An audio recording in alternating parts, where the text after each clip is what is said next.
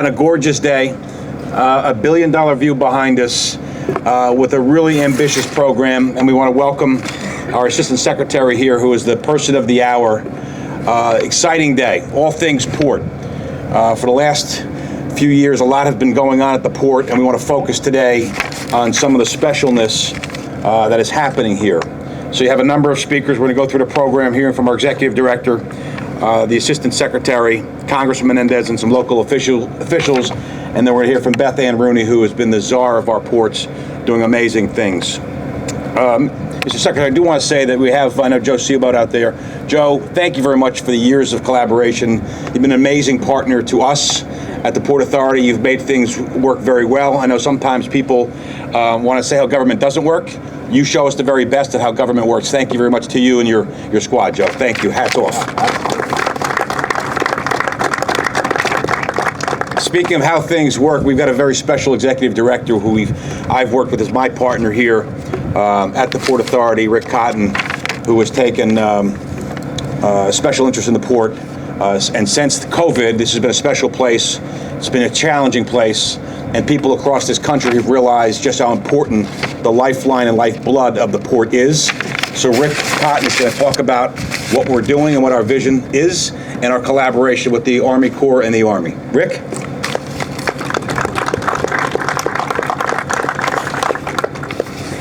Thank you, Mr. Chairman. And thank you, Secretary Connor, for joining us. The Port of New York and New Jersey occupies a very special place at the Port Authority. And one thing you learn very quickly is that for the port to operate is truly requires a team. And I do want to say a special thanks to the ILA, without which the port could not possibly operate. What I want to do is make this a day of celebration. We are lucky enough to have the Assistant Secretary here with us. And what has been particularly special in terms of the Port of New York and New Jersey has been the partnership with the U.S. Army Corps.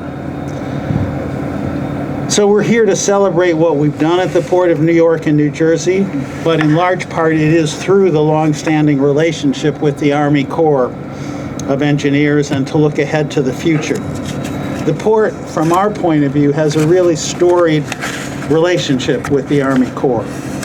We have been in lockstep with the Corps over decades of coordinated investments in the Port of New York and New Jersey. The result, an extraordinarily resilient, high-performing port that is and continues to be at the very foundation of this country's international supply lines. And together, the Port Authority and the Army Corps are focused on continuing this extraordinary partnership into the future. Symbolized by the Port of New York and New Jersey extraordinary performance during the pandemic, where the port handled record levels of cargo while avoiding congestion that was seen at some other U.S. ports. Since the start of the pandemic, the port has delivered at the very highest levels of performance. And even as cargo levels have returned to their new normal post-pandemic levels, the Port of New York and New Jersey consistently ranks not only as the busiest port on the East Coast of the United States, but as the #2 port in the United States with respect to loaded cargo. And this is due in no small part to the hard work of the Port Department, led by Director Bethann Rooney, who you will hear from shortly, and her colleagues, who work tirelessly to ensure that this critical piece of U.S. infrastructure continues to deliver ever stronger results. Now, high performance rests on the coordinated investments that the port and the U.S. government, led by the Army Corps, have made in the port's infrastructure. The 50-foot harbor deepening was a landmark investment in the future of the port, completed in 2016, by the combination, the partnership of the port and the Army Corps to accommodate the larger and larger ships that have become standard in the industry. Coupled with the 50-foot harbor deepening, the Port Authority raised the roadway of the Bayonne Bridge. Completed in 2017, the raised bridge, in conjunction with the harbor deepening project, enables the largest vessels calling the East Coast to call the Port of New York and New Jersey. Port Authority's investment did not stop there. Hundreds of millions of dollars were invested in the express rail network that now supports the intermodal transfer of cargo from ships to rail into the middle of the country. Port Authority invested more than $600 million to provide that on-dock or near-dock rail service to all of the major container terminals. And most recently, Port Authority started the $220 million Port Street Corridor project to improve the safety and modernize roadways for the necessary truck access to and from Port Newark. So today we have three announcements which really symbolize the continuing strength of the partnership between the Port Authority and the Army Corps. First, we celebrate today and express our thanks to Assistant Secretary Connor and his colleagues for the Army Corps' 2024 investment of $51 million. The Army Corps included the $51 million in their 2024 work plan for the Port of New York and New Jersey. These additional funds have been critical to enhance operations, safety, and the long-term stability of the port, and I am pleased to report to the Assistant Secretary that they're being put to good use. Second, the deepening and dredging of the Gravesend anchorage.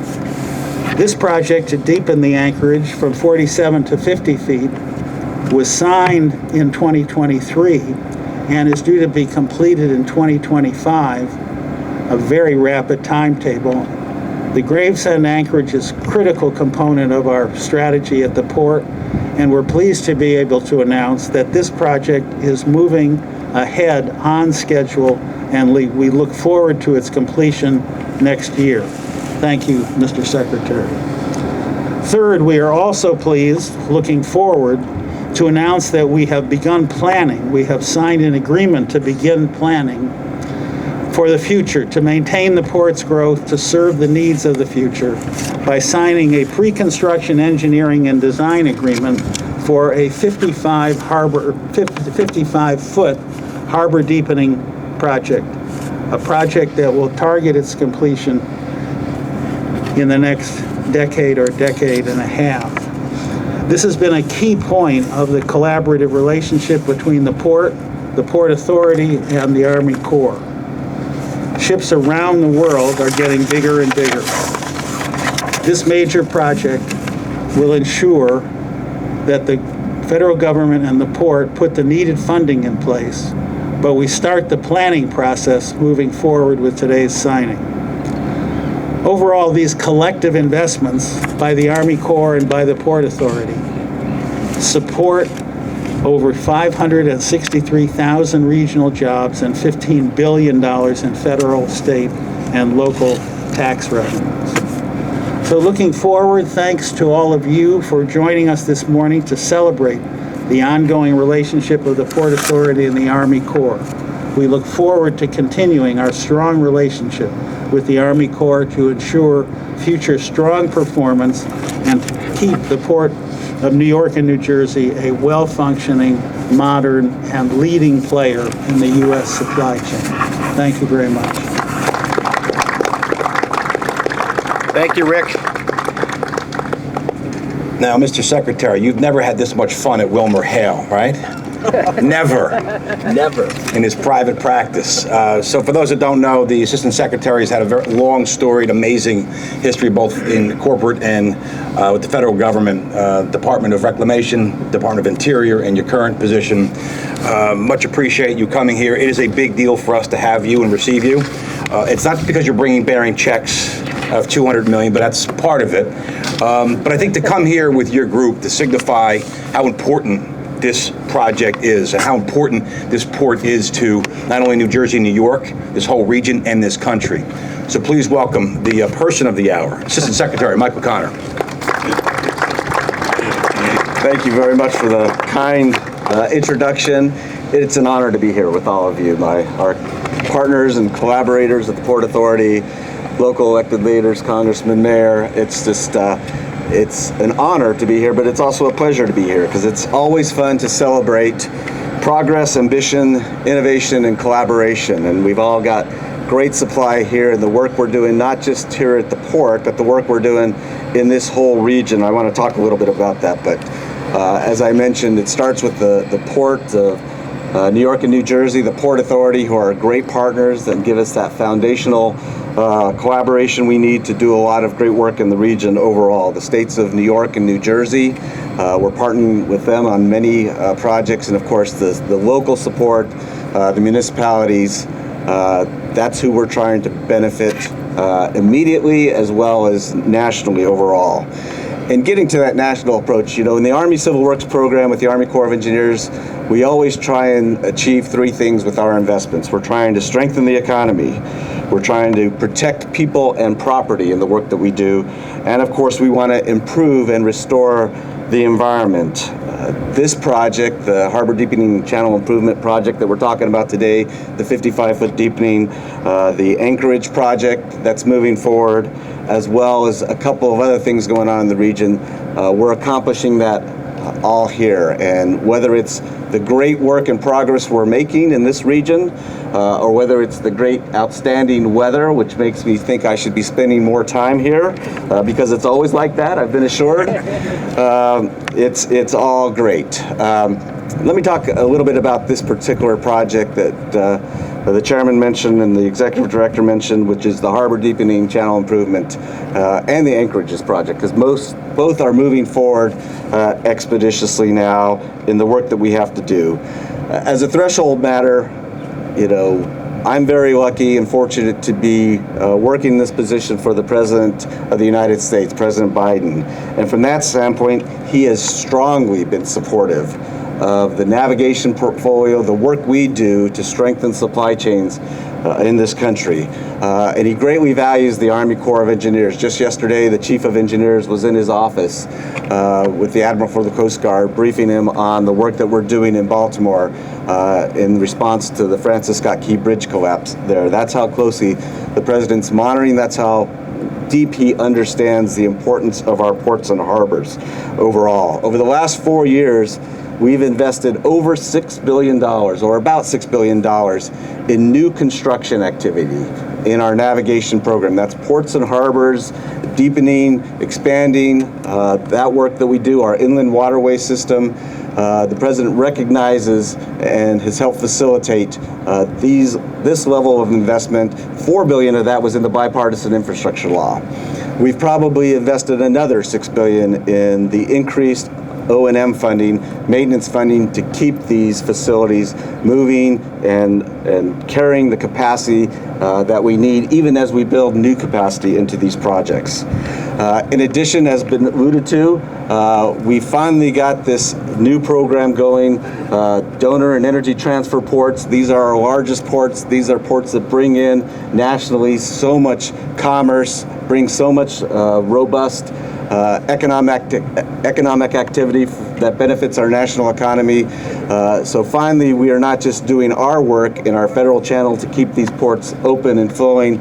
We're investing in the ports themselves by providing resources that they know best how to allocate here at the local level to expand and enhance their own capacities here. So proud to move forward with the $51 million that the executive director mentioned earlier today. That's a new part of our 2024 work plan, so we look on building on that partnership in the future. With respect to the deepening project, the 55-foot deepening project, that's just the reality of the world that we're in right now. You look over there and see these huge container ships. To be competitive, to keep up with the building efficiency in those supply chains, we've got to build the capacity to handle even ships larger than that. That's where the world is moving. And we know at the same time, and referencing the situation in Baltimore, we understand the importance from an economic standpoint of these ports. We understand the need for efficiency, but we also have doubled down on recognizing the need for safety. And this is a deepening project, but it's also a widening project. So we're going to deepen, widen, and expand, and we're going to do it with safety in mind, because these investments don't mean anything if we're not operating these facilities in the safest manner possible to keep them open year-round, not having to be subject to any of the situations that we've experienced in the past, and that the navigation community, the ship captains know better than anybody else. They want to operate, but it's not all days like this. It's days that are very difficult to operate in, and we need to have the capacity to do that as safely as possible. So this project in and of itself will address a whole lot of needs in that respect. I talked about innovation and ambition, and that also exists in this project, because not only are we going to build capacity, make a safer channel overall, we're going to innovatively use the material from this project, the dredge material, and beneficially use that in building resilience on our coastlines, of hopefully integrating this into our environmental restoration activities as we build islands and habitats. And this project is teed up to do that. Joe Seabold mentioned to me, which I was amazed to hear, that there was almost 100%, if not 100%, beneficial use of the dredge material from the 50-foot deepening project. And now that's the ambition that we have for this particular project, as well as the annual dredging activity. So engineering with nature is a priority for the Army Civil Works program, but it's also a priority for the communities that we work with and partner with. And beneficially using the dredge material to build resilience, to build habitats, is part of our goal.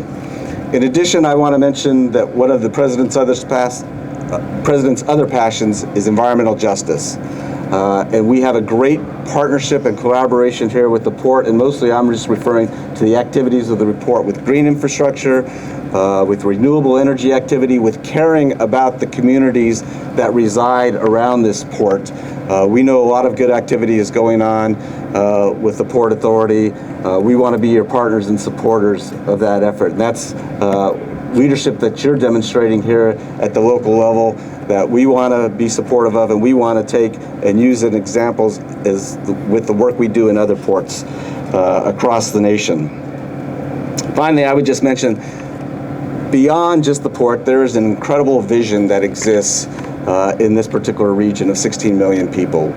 In addition to looking at economics and looking at limiting the environmental footprint, we're doing a whole huge coastal storm risk management, coastal resilience project, New York, New Jersey, harbor and tributary study that is up and going. We've done a first phase and a tentatively selected plan that's a $50 billion proposal to build resilience, to protect the coastlines, to protect the port itself.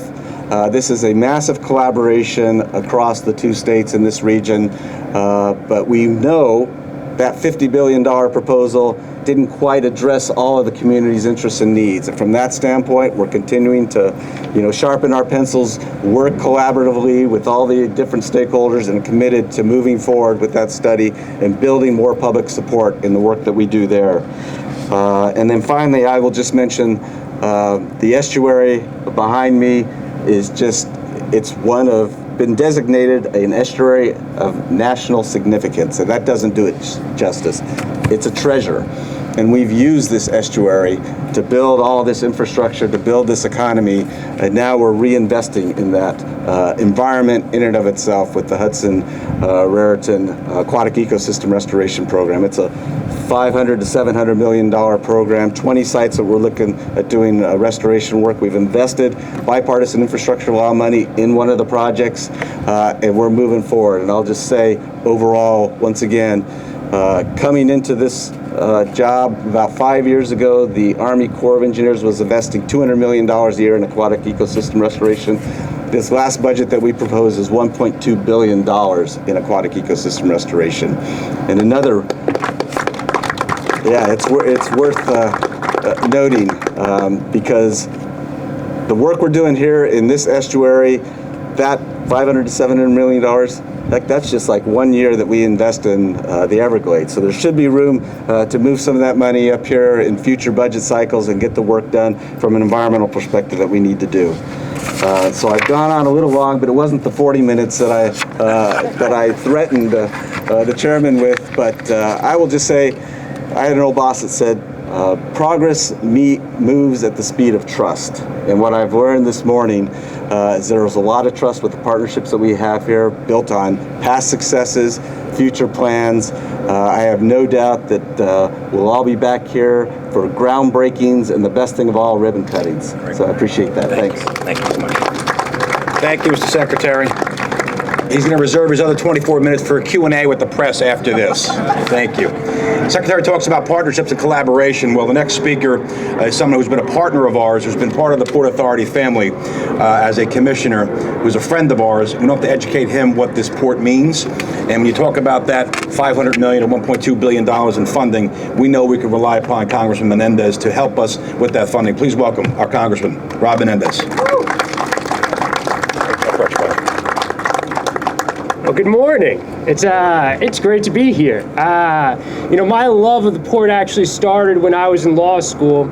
I was an Eagleton Fellow in what was then the Port Commerce Department. I had my first experience down here as a commissioner. It was one of my favorite sites to visit. I love that it's part of our 8th Congressional District. I love that it's a vibrant, essential part of our economy and all that it does to keep our region moving. I have to thank the chairman of the Port Authority, my friend Kevin O'Toole. He's been an incredible mentor and steward of that board, doing incredible things alongside his incredible partner, Executive Director Rick Kine, an incredible public servant, and their partnership is essential for moving these types of projects forward. The port could not have a better steward in Bethann Rooney. She is one of the most knowledgeable people you could have leading a port, and I'm so thankful for her involvement and her years of service to the Port Authority, to the entire Port Authority team, so many members who are here today, cannot be here today, who do an incredible job, especially over the last several years, making sure that our port infrastructure was resilient as we saw a rise and surge during COVID. Assistant Secretary, thank you for being here today. To your entire team, I love working with the U.S. Army Corps of Engineers. I look forward to partnering with you many years moving forward. The HATS project will be incredibly important for this entire region. So many of the municipalities in this district are up and down the coastline. So I look forward to partnering with you on that and so many other priorities. Mayor Davis, always good to see you. Thank you for being here. Senator McKnight, always a pleasure to have you. Assemblywoman Barbara McCann-Stamato and Assemblyman Will Sampson, a proud ILA member. So if we could hear for all three of them, at some point you'll be asking them for money or for legislation, so you should clap it up for them. And to the entire ILA family that does the incredible work of keeping this region moving. I'll be brief because I know the chairman's style. I want to stay in his good favor. It's a privilege to be here today. I do believe in partnerships. I do believe in collaboration. I do believe that days like today, when you could have the federal government, you could have a public-private entity, you could have your local partners, your state partners, and the incredible Port Authority of New York and New Jersey, all of these folks working together to deliver big things for our region. Yeah, today it's the port. Yesterday it was about our rail system. Tomorrow it can be about our bus system. Working together across all levels of government is an incredibly important thing to do. It shows our residents, shows our commuters, shows our operators and the people who use this port that we're invested in them. That's what today is about. It's about paying this investment forward, not relying on the infrastructure that was built generations ago, but building the infrastructure that we need to continue to be a leader in this region, to make sure that we can continue to deliver jobs and a resilient economy for all the people that rely on it, which goes far beyond New Jersey, far beyond New York. It's the entire East Coast. That's what makes today so special. We will continue to have great days like today if we continue to trust in each other. We will continue to have progress because of that trust. I look forward to doing that work alongside you for many years to come. Thank you all so much. I'll give you a chair back. Thanks, You're good. Thank you, Congressman. Before we hear from Mayor Davis and Bethann Rooney, I want to ask the Senator McKnight and the two Assembly members come on up for a brief word. Senator, Assembly members, Senator Angela McKnight. Thank you, Chairman. Good morning, everyone. Good morning. Thank you so much for being in my district, our district, LD 31. It's an honor and privilege to be here with all of you. And listening to all the speakers so far, it's all about people. It truly is. The trust that we have with one another, the partnerships, the workers. Let's give a round of applause to our workers. Because all the resources that come here, at the end of the day, the workers are the ones who are putting in the work. So I look forward to an amazing future. I look forward to what is happening right now. And I want to thank you all for being in LD 31. And I look forward to what's to come. Thank you. Thank you very much. Thank you. Someone? Hi, good morning. I'll just be very brief. I would just like to congratulate the Port Authority and the Assistant Secretary for being here today and giving us this great opportunity. It's just a wonderful partnership. And of course, our Congressman, Rob Menendez, couldn't be any more proud to be partnering with him. And again, ILA 1588. Very proud of you guys and everything you do, and I look forward to this partnership for the future. Thank you. Thank you. Gentlemen, better shout out to your boys. Chairman O'Toole, thank you for your commitment. Rick Cotton, thank you for your leadership. Bethann Rooney, thank you for your partnership and friendship. My congressman, my brother, who I'm always in the trenches with. Rob, I appreciate you and thank you for your leadership, day in and day out. Assistant Secretary, thank you for being here. And Mayor Jimmy Davis, thank you for being a man of your word and always standing with labor. Is a great man of this city and is a great leader for the city of Bayonne, one that I love very much. My ILA family, I get to see both sides of it. I actually work on these cranes and I actually represent the people. I can't thank the Port Authority enough for being a partner. But I want to think and I want to talk about the men and women. When we talk about these contracts, when we talking about deepening this harbor, it's somebody that has to work and it's somebody that has to bring that work to this area. And the ILA shows up and shows out every single time that we can beat automation, that we're better than automation, and that we can handle the work. That's why we have a new owner. And I see my friend John Atkins in the back and Mark Hiley, who will do a great job right here at the Port Liberty terminals that used to be called Global Container Terminals. We're here. It's about the middle class. It's about the working men and women. While we're home, men and women are on this port, at this pier, 24 hours a day, making sure the goods and the global economy in America keeps moving. We've proven that during the pandemic. When everybody was home, we continued to work. And I want to thank my president, who goes each and every country. He goes back and forth throughout this state, fighting for men and women that have good health care, that have adequate benefits, and that have a good job. Virgil, I want to thank you, who is the president of ILA Local 1588, and he's also an international vice president. He fights for us. He fights for the men and women every single day. And I couldn't be prouder, Virgil, to stand next to you and be a partner with you in the ILA industry. And I just want to thank everybody that came out. It's an honor for us to serve. It's an honor for me to serve. And it's the greatest district in the U.S. Thank you all for being here, and God bless New Jersey. Thank you very much. I think he touched all the bases. We got him. Our next, second to last speaker is somebody, and as Will said, is a man of great principle, a man of his word, a dear friend of ours, a great collaborator, a great partner, Jimmy Davis, Mayor of Bayonne. All right, I promise to be short. I want to thank the Assistant Secretary, the Army Corps of Engineers, and applaud you for your partnership with the Port Authority.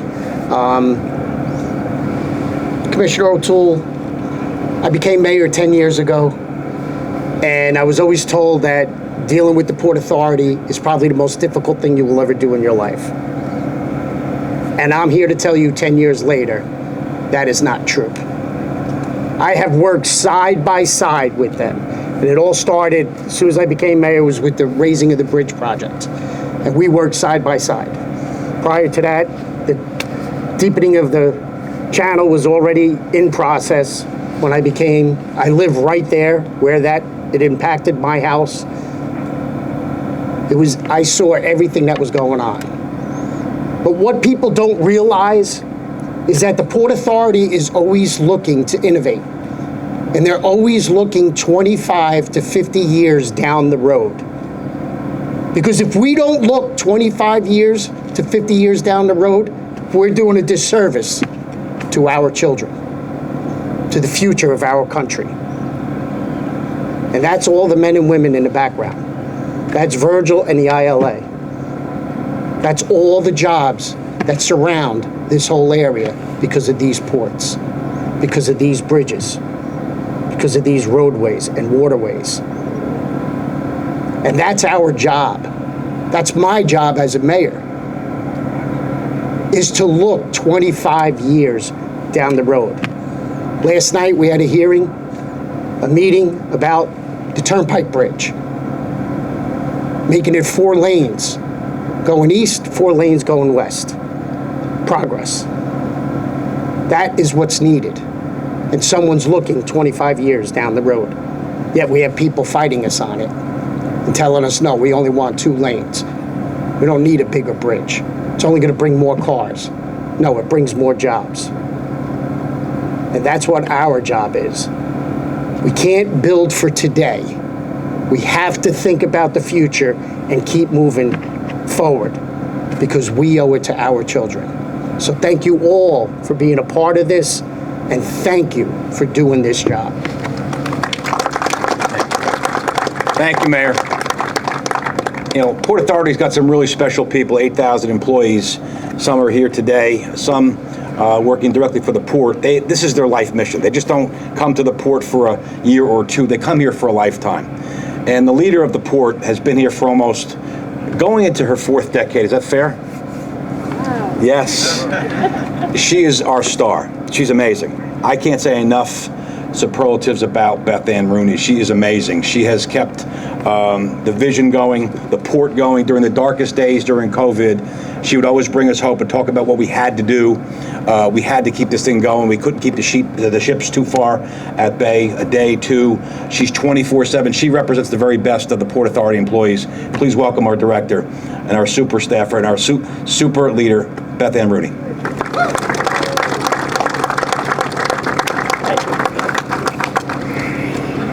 So it's hard to add much to what has already been said, but I am thinking about a couple things. One, the last press conference that we had about a port-related activity, it was below 0, I believe.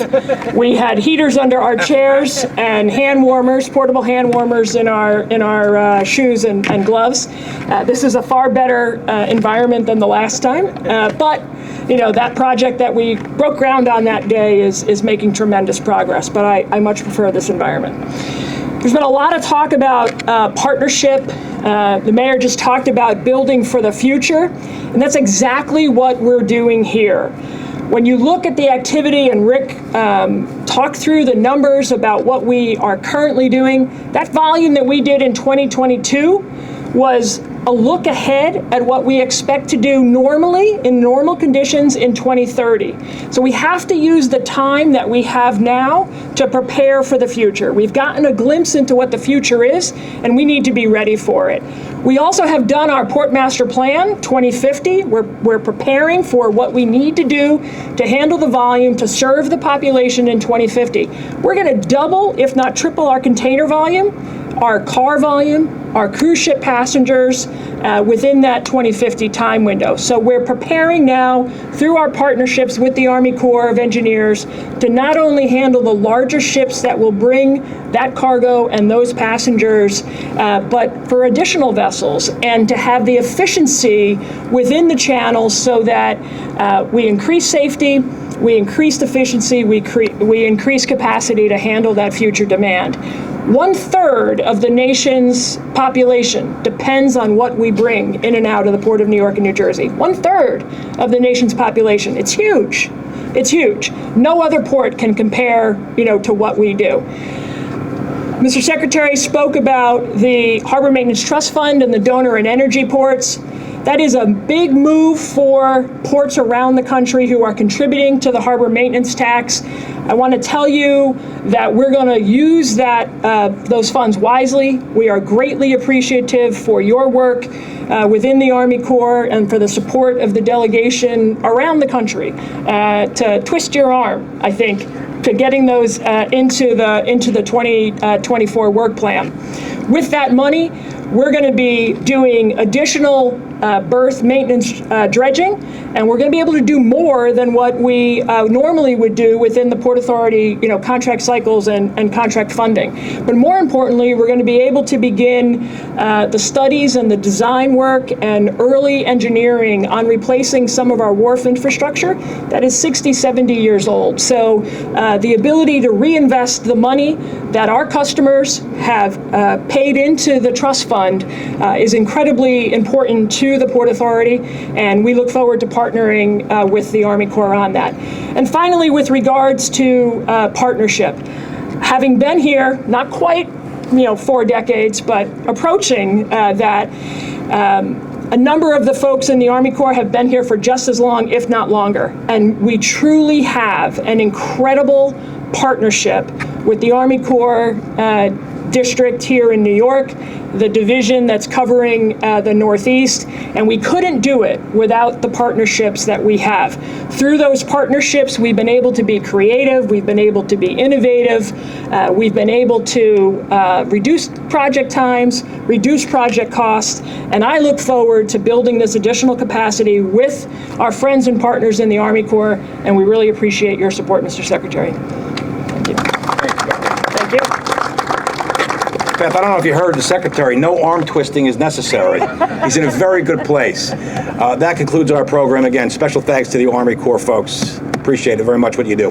Thank you. Nice job, Secretary.